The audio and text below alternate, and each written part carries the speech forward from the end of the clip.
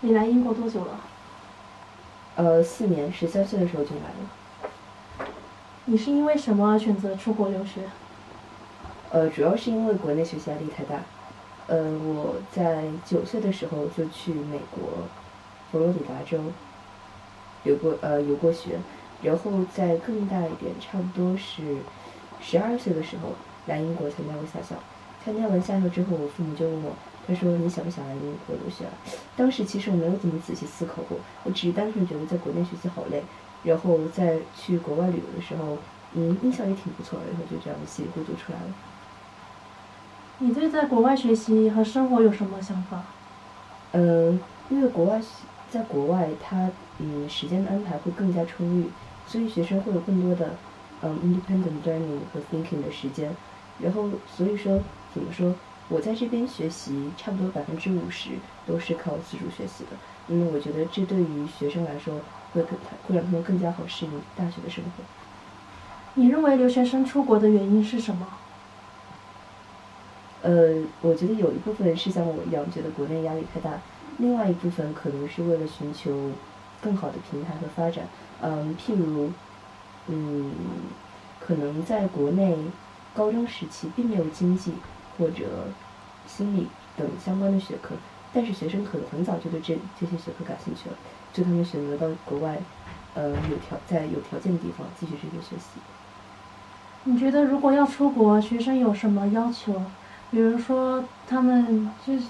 家境，或者说是他们有什么要考的什么的？我觉得首先语言问题是很重要的问题，其次，学生可能需要，生活自理能力，要习惯一个人生活，习惯远离家庭，然后，经济方面其实还是蛮重要的。你认为出国后学生会有什么改变吗？是什么方面的改变？自理能力的改变吧，无论是生活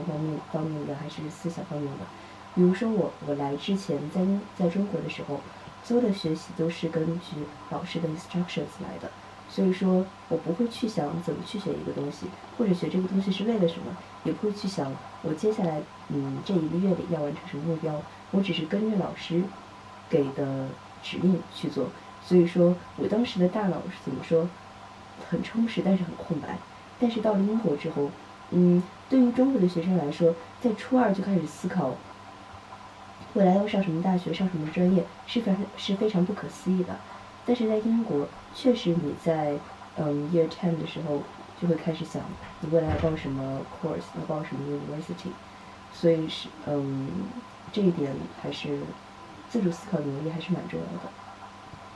在中国，有些人会对留学生有误会，比如说他们一般能出国的会很有钱，或者说是英语成绩很好，然后出国之后他们可以